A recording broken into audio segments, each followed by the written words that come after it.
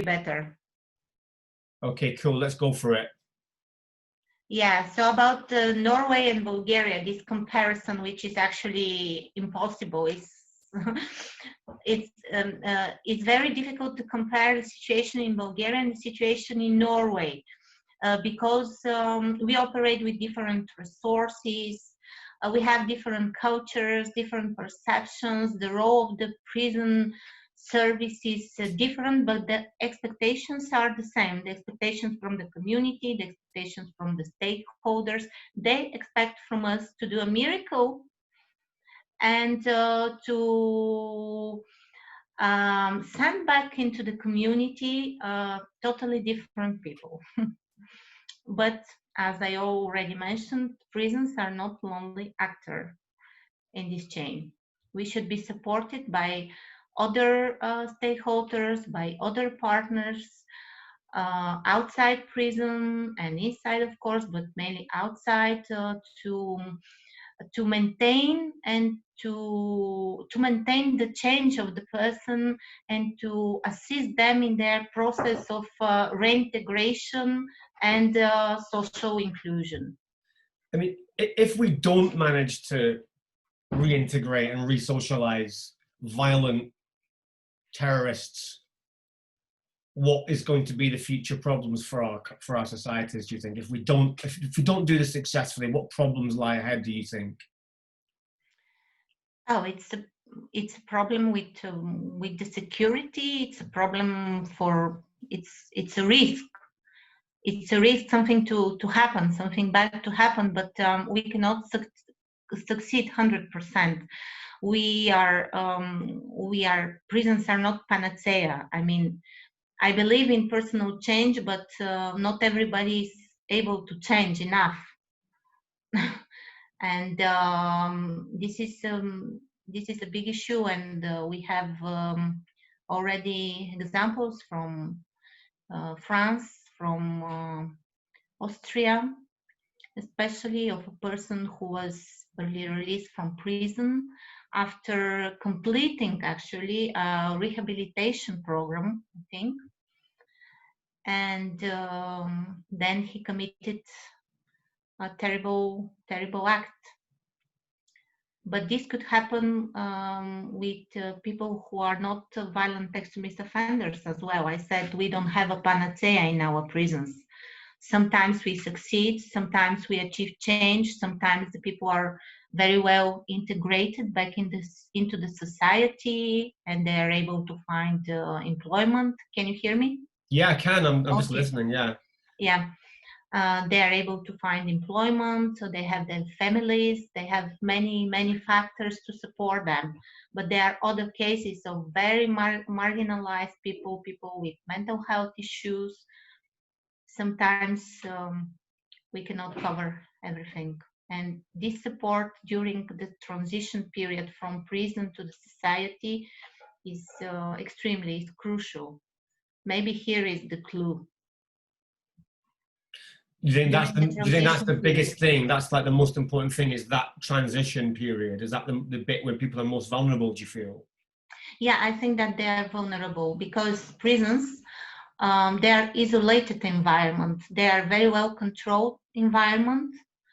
The prisoners follows their daily routine agenda. They have access to different services without big problems, let's say. They have access to professionals, to different experts. But going outside, they are in the free world. They are in the free environment. So they should find ways to deal with a personal situation alone. And after being, let's say, 6 or 7 years in prison, you lost many things, many pillars, many usual pillars that you had before outside. You lost your family, you don't have job, you don't have a house, for example. Nobody is motivated to support you. For example, this is the worst version of the example.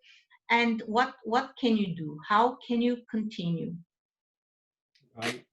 So it's very, yeah, very, very difficult time for lots of people.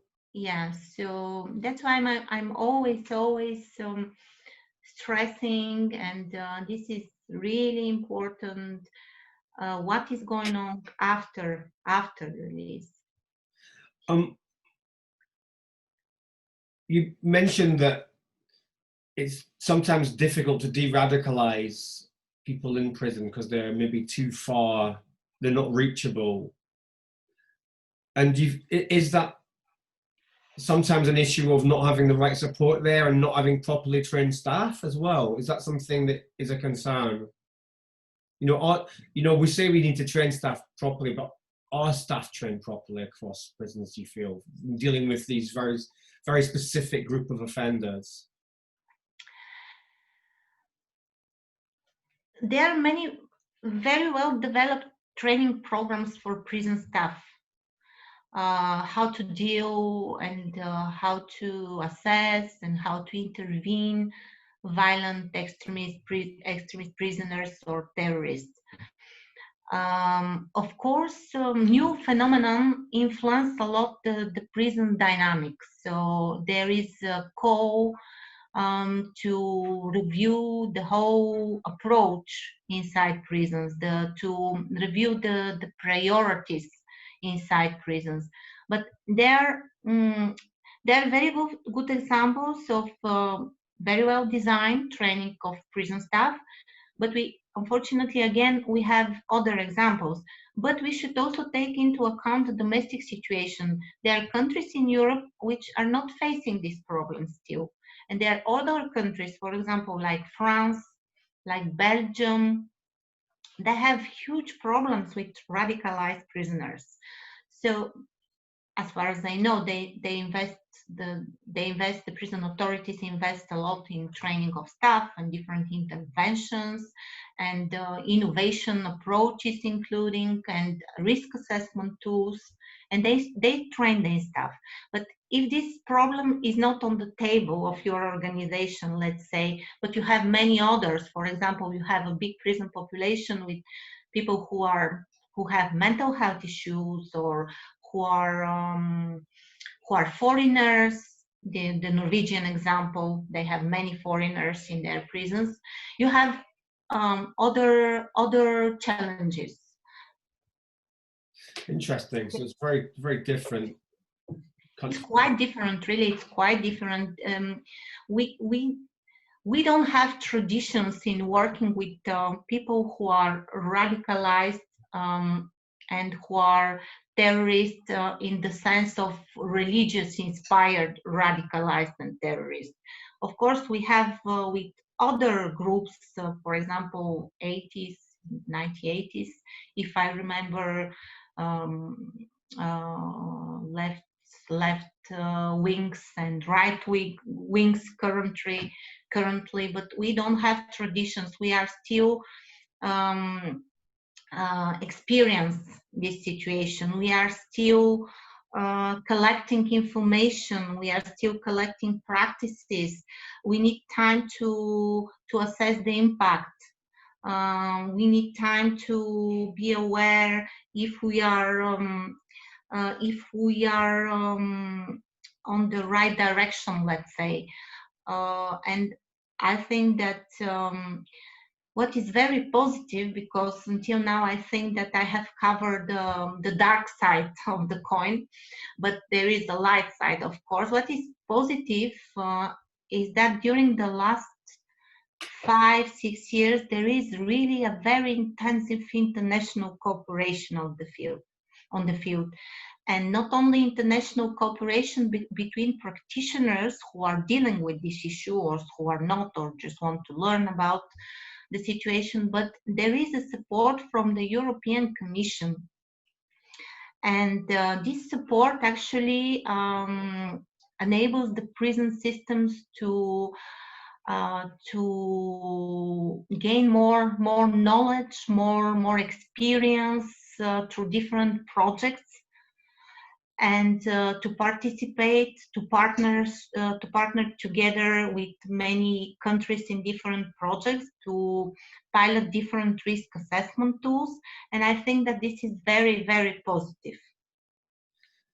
Great. And we still build knowledge. We really still build knowledge on the area. We're still building knowledge and we're still learning, you think? And we still create the puzzle, you know, we still miss some parts of the puzzle because it's very dynamic. And you know that the last months we live in very unusual, very difficult times with this coronavirus crisis, which is another big challenge for the prison systems across Europe. And this is something new again, and we have to deal with this situation again. And we need to find resources, and we need to train staff, and this happened very, very fast. I mean, are you worried about the impact of that, you know, on politics, a bit more on the economy in terms of how you operate going forward? Is there a worry around finance to do with COVID? In connection with the coronavirus crisis? And the kind of the impact economically of it. I think that the whole world is worried currently about the impact of about the virus on the economy and the personal life, if you wish. Because we have changed our habits. We have actually our social ties are different now, even with the family. Our communication is different. You see, I cannot come to UK, for example, and to provide you with this interview. We need to use the camera and very bad internet connection. So our life has changed dramatically, actually. And as I said, prisons are mirror of what is going on outside. And they are also influenced, very much influenced. And what's the difference between male and female offenders? What are the different challenges around there?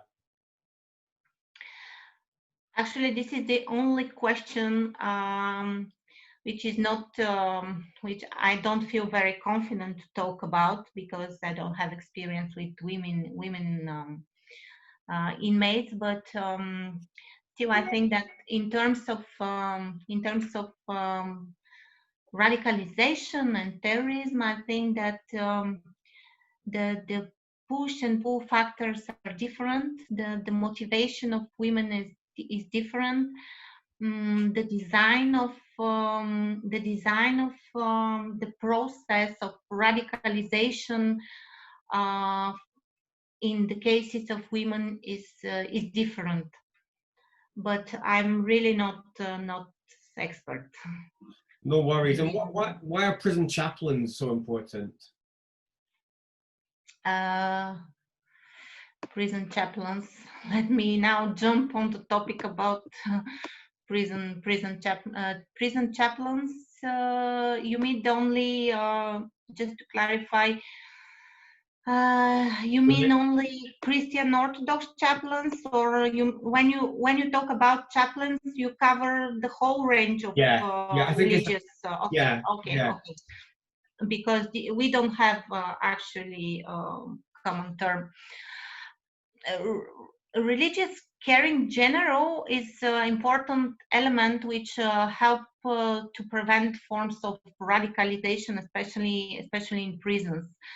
Across Europe, the importance of religious and spiritual care for offenders is gaining renewed attention, especially in light of violent extremist offenders who are religiously inspired and adhere to a religious-based ideology. Prison chaplains, they are important because they are able to contribute, and imams, I include imams, they are able to contribute for the cohesion of different communities and different faiths inside prison, and to strengthen the dialogue. But here again we have two dimensions of the discussion. It's very important that prison chaplains and imams are very carefully selected and train how to operate in prison context, because as we already talked, prison context is different. We have different trends, let's say. The rhythm is different. Um, I think that in European context, again, there is a lack of standardization or agreement on the education or training requirements of chaplains and religious caregivers in general, how to work, how to operate in prison context. This is something actually that was really clearly stated during RAM meeting on prison chaplaincy, which was held before 1 month and something ago. Imams in many countries, especially imams, are partially recognized for the process of de-radicalization and disengagement. There is a debate, should they be a official element in the programs or interventions for de-radicalization and disengagement, or they should focus maybe on the provision of spiritual guidance. This is interesting, I think, interesting issue to be discussed. It should be discussed. At the same time, we see that the need is growing to offer, particularly to Muslim prisoners, comprehensive religious offer.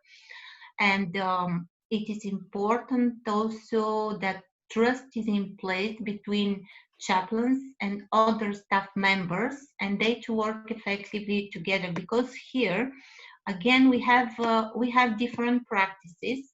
In some countries, prison chaplains are part of the prison staff. They belong to the prison.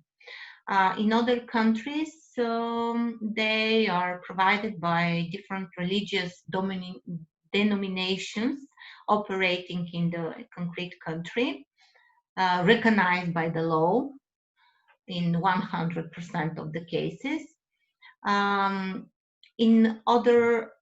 There are other situations when this care is provided by different NGOs.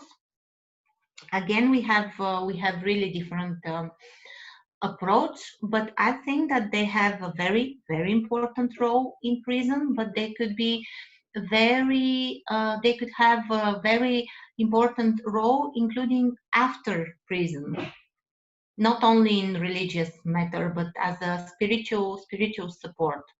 You don't have them in Bulgaria, you said. You don't have imams supporting them.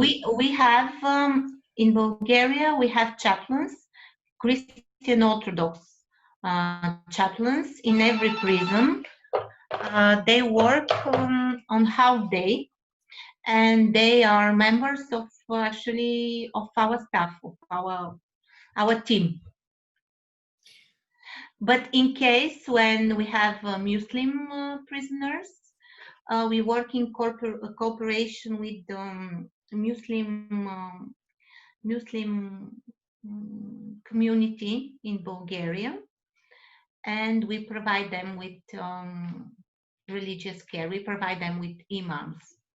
Excellent. This is something very important in the context of our prison system. Since many years, we have this tradition since many years. And how important is it to have a tailor-made approach to prison, violent convicted offenders, terrorism convicted offenders? Do they need to have an individual approach, a specific approach to each person? Yeah, I think that the individual approach should lead the interventions, because we work with people. we work with something that we cannot see and we cannot touch inside. We are actually we are dealing with very sensitive and existential dimensions of the personality in the case of violent extremist prisoners, and not only. And the individual approach is key in terms of implementing rehabilitations and interventions that are suitable for the concrete case. It is important to understand the personal history, the motivation, the perception, the concerns, the frustration, strengths, deficit.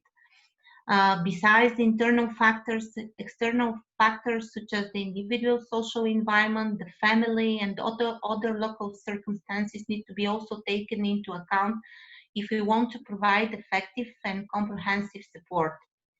Otherwise, as I already said, the interventions could be counterproductive and sometimes dangerous.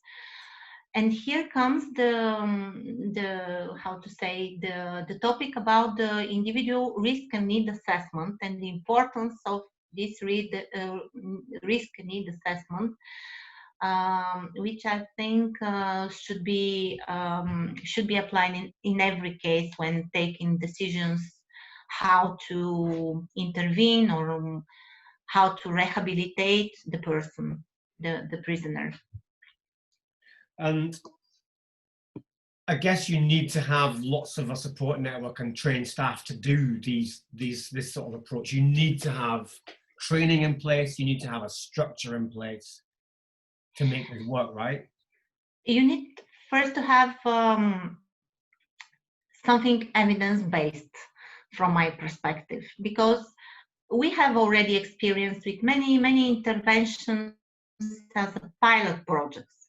But if really you want if you want to trust in the effect of the intervention, especially in case of rehabilitation programs, they should be evidence-based. This is something that we missed in many cases, but I know that prison systems are working on this issue.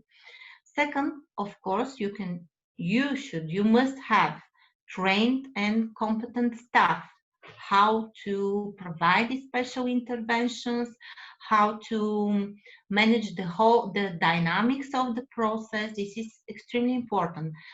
And last but not least are the resources. Of course, if you want to provide new interventions, new programs, if the prison administration is planning to introduce new approaches, resources are needed. And how important is it for prison and probation services to work together? Again, we have different approaches in Europe. Some prison and probation services are separated. Others are operating jointly under the umbrella of different ministries, for example, in the most often cases, the Ministry of Justice. And we have another third case when the probation activities are managed by private organizations. Again, we have this diverse picture. But despite of the differences, prison and probation services shall cooperate with each other and coordinate their efforts and tasks in case of violent extremist offenders, because we have already talked about this process of transition, of transfer.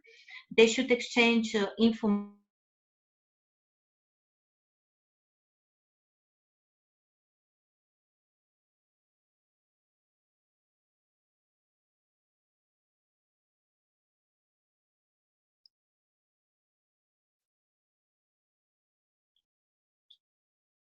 Hello? Prison, enable both services to provide better aftercare in case of probation, or interventions, reintegration interventions in case of prisons. But prison and probation services should also collaborate with many other law enforcement agencies at local, national, international level when dealing with radicalization and violent extremism. There should be established a comprehensive and synchronized approach between the different actors, despite, nevertheless, if they are public institutions or community-based institutions. Actually, this multi-agency dialogue helps a lot the detection of radicalization and not only detection, but it helps to continue the process of rehabilitation. Can you hear me? Yeah, you got frozen a little bit there. Oh, sorry again. Maybe because I didn't move. It might be my fault. We've got some problems with the internet here as well because they're doing some building outside. You know, when we talk about cooperation, yeah, I think that it's very crucial. It's key to reinforce a little bit the public awareness about what is radicalization and what is happening with the persons, how this change occurs, what we should do. And I think that we should support. Can you hear me? Yeah. We should support the creation of a little bit more friendly environment to facilitate the social reintegration of violent extremist offenders and radicalized and many others, because they are stigmatized. They live under the shadow of the stigma. And also the inclusion of religious denominations and diaspora could be of great help. Could be helpful. I mean, I don't know how to get past the stigma you have in different cultures, because I don't know how, the stigma from your own community because you've created violence in the name of, my religion, Islam. There's stigma from society, there's political stigma. I mean, it's a really difficult thing to overcome. How do you, it's a big question, isn't it? How do you set up it's not a prison alone can't solve it, but it has to start from policy. I wondered about, do you think is there enough cooperation across Europe and joined up thinking around this subject, do you feel? About cooperation? About this kind of policy across the board, Mm-hmm. Do you feel like there's enough sharing of information and that people are working together? I think that there is a very good level established of sharing of information, knowledge, and expertise among practitioners. Yeah. Among different institutions on international level, I think that there are still this coordination is not very well established. Coordination and exchange of information, but this is not only on international international context. We have similar situation in national context. The different institutions are not very keen to share information between them, and maybe this is something typical for more conservative countries. I don't know, but I know from many practitioners that they face this problem. So on in international context, I think that we have established a very good networks of professionals and practitioners and researchers, and we can serve as a good example for other institutions across Europe. And is it frustrating for you when you see, successful communication between institutions in different countries? Do you find it frustrating? Because you mentioned conservative societies, and I think you're probably talking about Bulgaria as well. When you say that, I don't know, you can tell me. Do you find, is it frustrating for you? Lack of cooperation, lack of talking between institutions?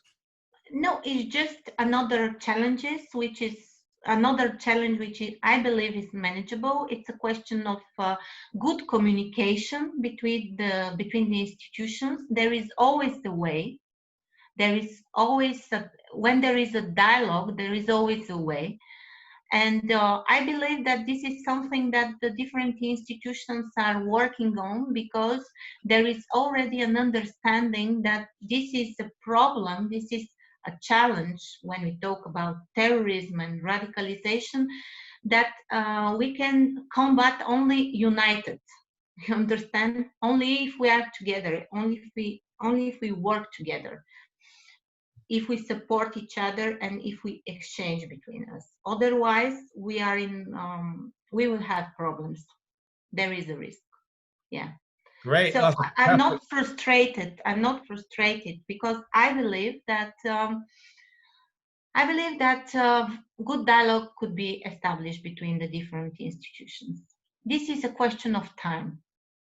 I think you're a good, optimistic person. I have to say that. I get that feeling. That's why I work more than 17 years in the prison service. I'm sorry. Yeah, because If I'm not, yeah, you'd go it's mad. not possible. Well, look, It's very important. This is something maybe outside the box of the interview, but when we deal with the bad side of life, you should really believe in second chance. You should believe that people are able to change, even the worst people in the world. And this is outside. So if you don't believe, your place is not in prison administration or stuff. Second chance is very important concept for everybody who have decided to dedicate his or her life to this mission. fantastic. That was a great ending. Yeah, I'm sorry about all the technical stuff, but that was really good. I don't know how do you feel, but Yeah, are you on the screen? I should be. Oh, oof. I don't know. I felt lost in 2 or 3 Bit. times. Yeah. I mean, it's better because you have some notes, yeah? Do you have some? Notes. Do you have notes? Are you reading anything? I have some. It's just like talking points, but notes in this very Right. how to say it. No, I don't have such notes. Just the talking points. I mean, there were a couple of moments where it really felt like you cared and your personality came across really well. And I think that matters in these kind of interviews because, when you're just talking policy, when people are talking policy, it's one thing. But when people are talking from here and you get that understanding of their human investment in it, it's much more interesting. And I think that's what I was saying. You come across well like that. So I think that was really good. Yeah. Thank you very much. But it's always a combination, Yeah. You should keep this balance, because if you ask me to talk from my heart, maybe you will hear more interesting and more important and more valuable messages. But it's very important to who you are going to talk to, who will be the audience of the interview, because we have different people who are going to listen, and we should address we should just be able to provide what is expected for different audience, But if you ask me to talk from my heart, because as I told you, I work more than 17 years. I have started as probation officer. I was one of the first probation officers in Bulgaria when the probation system was not introduced in my country. Even it was like science fiction in Bulgaria. So but this will be maybe next time when we see each other personally. It's very difficult to talk to a computer. Yes, I understand that. Well, Luke, thanks for your time today. That was really interesting. Thanks so much. It was my pleasure. Sorry if because it wasn't very well with this technique, and I lost myself a couple of times. But actually, I'm a very shy person, and I don't like cameras, and I don't make selfies. Yeah, I'm the same. I don't like it either. I don't do much Instagramming or anything. I'm not. Yeah, I really don't like. My daughter is dedicated to that, and she's taking pictures of me, but. I'm sorry. So it's a first try. So well done. Thank you. We'll hopefully we'll talk again. I thought it was really interesting. Thank you very much, Ed, for your support. Okay, thanks. Bye-bye. Bye-bye. Speak again, yeah? Sorry? I'll speak to you again sometime. Yeah, with pleasure.